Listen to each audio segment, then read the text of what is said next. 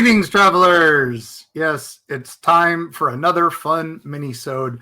And this one is interesting because I want to talk about the anniversary that just happened of a famous crash. And it's a UFO crash. And there's a lot of story to it, but it's kind of interesting. And a lot of people don't talk about it. So when you hear the term UFO crash, I think everybody goes to Roswell. You might get Flatwoods, you might get Kecksburg. We're doing an episode on that. You might get a few others, but this one almost never comes up because it's so early. So we think of Roswell, 1947, but go 50 years before that. So we're going to get in the Wayback Machine to April 17th, 1897. That's when the newspaper article came out. It probably happened a day or so before, but they reported it as though it happened that day. And that was out of Aurora, Texas. And this newspaper article was in the Dallas Morning News of Texas. The story is pretty wild. For those that know it, hey, stick around because after the break, I'm going to get into a weird connection that not a lot of people have made. So picture yourself in this time. So 1896, 1897, it's post-Civil War. We're getting to the turn of the century. And there are dozens of reports of strange cigar-shaped airships all over the country. They're not using the term UFOs yet or flying saucers. And they were airships. They'd heard of blimps and hot air balloons and all that. But even then, they weren't very common. And the sightings were primarily in California, but some were heading east. Basically, this article appeared on April 17th, but it was probably about 2 days earlier. This one guy named S.E. Hayden in the newspaper article claimed that an airship crashed into Judge J.S. Proctor's windmill in Aurora, Texas. Okay, so this is what the quote from the article is. The early risers of Aurora were astonished at the sudden appearance of the airship, which had been sailing through the country. Evidently, some of the machinery was out of order, for it was making a speed of only 10 or 12 miles an hour and gradually settling towards the earth. It sailed over the public square, and when it reached the north part of town, it collided with Judge Proctor's windmill. It went to pieces with a terrific explosion, scattering debris over several acres of ground. It wrecked the windmill and the water tank, and it destroyed the judge's flower garden. Now, he also said there was a pilot who was a corpse. And while his remains were, quote, badly disfigured enough, the original has been picked up to show that he was not an inhabitant of this world. What? Oh my goodness. This is 1897. They didn't really talk about this much back then. Now, H.G. Wells' War of the Worlds was out around this time. And Jules Verne, of course, Earth to the Moon stuff, but this is not something that was common, and let alone in a newspaper. Now, according to the article, there were papers written in a strange form of hieroglyphics discovered near the body, and the ship was built of an unknown metal, somewhat resembling aluminum and silver, and it must have weighed several tons. People from all over Aurora supposedly came and surrounded the countryside looking at the debris. And then they held a funeral for the dead pilot the next day. The dead pilot, they named him Ned and buried him in Aurora, Texas. Now, when you hear this, you cannot dismiss the similarities to modern UFO cases. And this basically was forgotten for a long time. And it didn't really come back till the 1970s. What it was a reporter named Jim Maris. He interviewed, at that point, 83-year-old Charlie Stevens, who was at first reluctant to just talk about it, but finally said when he was a 10-year-old boy that April morning, he and his dad were working the cattle when they spotted that cigar-shaped craft passing low overhead with a bright light. And they watched it move towards Aurora, then heard the explosion, and then they saw fire in the sky. He's like, I wanted to go see immediately what happened, but Daddy said we had to finish our chores. So they rode into town the next day and viewed the airship debris. And he visited the cemetery for the funeral. Now, 1973, Jim Maris goes to that cemetery and believes he saw the pilot's grave, which was marked by a crude rock headstone that had been half broken. Now, on the remaining half was a design, one end of a saucer-shaped structure carved into the rock.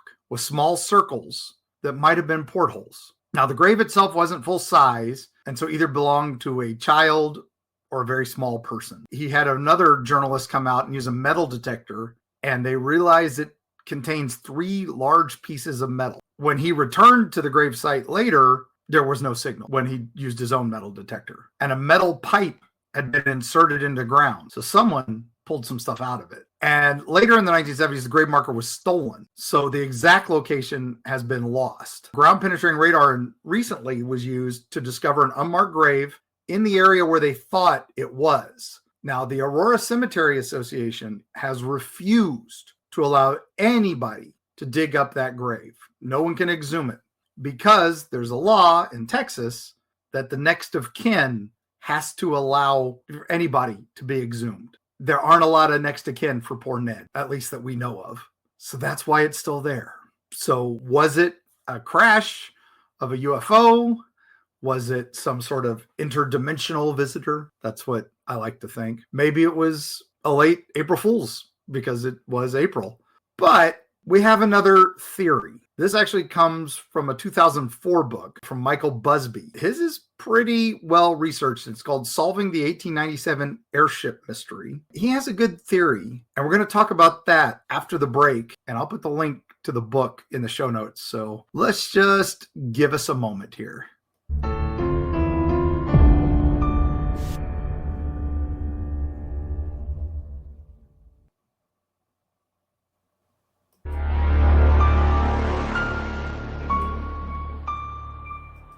And we're back.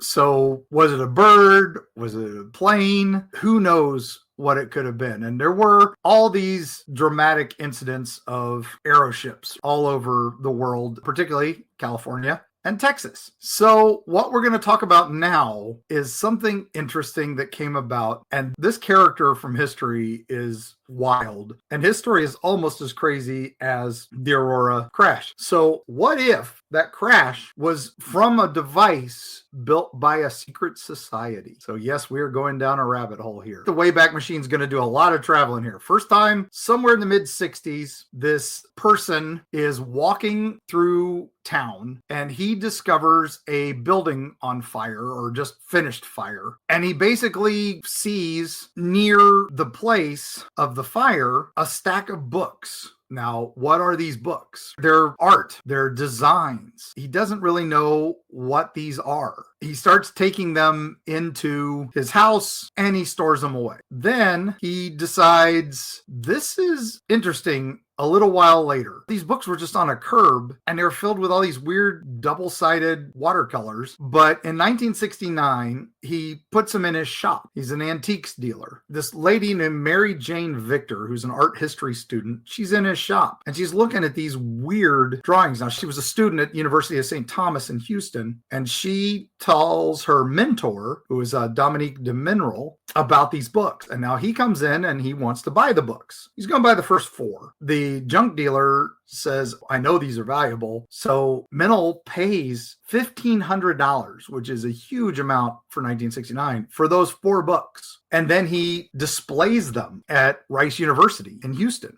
Now, Pete Navarro, who is a UFO writer at the time, he saw the exhibition, became intrigued, and he goes back to that junk dealer, finds out that's where they came from, and bought the remaining notebooks. And he studies them for over a decade. And he discovers that these drawings were made by a man named Charles August Albert DELLSCHAU. That man had died in 1923. But he started researching him, found out he was born June of 1830 in Prussia, and he dies April 1923 in Texas. So he was of Prussian birth. He was a butcher. He had 3 children. He also had a stepdaughter from one of his marriages. He worked in his stepdaughter's saddle shop. He retired in 1899 and basically becomes a self-taught artist. And he fills these notebooks with drawings, watercolor paintings, and collages. And they're all depicting airships. Lots of crazy airships. His diary basically is dated 1899 and it goes through 1922. And so that's 21 years as an artist. And he says in his diary that he's documenting the Sonora Aero Club, of which he was supposedly a member. What this club was were flight enthusiasts in the mid-19th century. And one of their members supposedly had discovered a substance called NB gas. And now this NB gas is interesting. So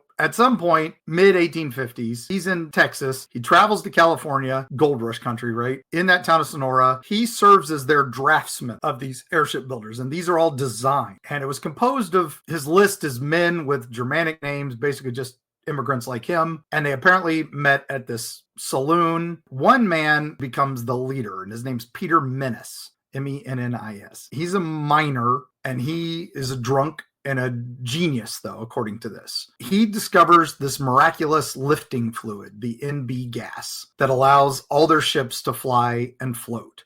And Menis calls this material soup, S-U-P-E, like super. Basically, it replaced hydrogen, and drops of it could be dropped onto these rotating metal plates called the electronod, and results in a gas that fills the airship's envelopes to provide lift. And they're basically driving around in souped up hot air balloons. Basically, they were just really having fun and flying around with this stuff. But some people say this is all fake. But he said it was a secret society and had a strict cone of silence. He talks about at one point an airship pilot was suspected of taking payment for transporting cargo, and the club basically kills him in retaliation by crashing his plane. There are members being forbidden to build the ships they had designed because they were sharing too much information with people outside the club to make the parts. There's one report in his notes of a noisy boarding house owner who tried to eavesdrop on one of their meetings and got stranded on a cliff for snooping. When the ships were built, they were disguised as wagons, so no one would think anything untoward of them. This is crazy. And he didn't even, as this goes on, he seems uncomfortable writing about this. Now, if this is somebody faking this, why would you write it this way? Now, this other guy, Navarro, who'd been researching it, says he thinks there's a code in there. And he starts realizing there's a lot of Greek characters in it. And he thinks somehow this is the organization that financed them or something. The Sonora Aero Club, their document says that there's a secret phrase, NYMZA, N-Y-M-Z-A. It's an acronym of some sort. No one really knows what it stands for. Others suggest that this is World War I now, so they're trying to be more safe and secret. So maybe that's why they were doing it. This all ends suddenly as the golden era of aviation starts coming. You know, it's World War I now, dogfights, all this stuff. What happens, according to the notes, is that in 1860, Peter Menis died in a crash. And so the lifting fluid secret died with him, and they could not recreate the substance. And so they all just kind of disappeared. That's when he just got married again,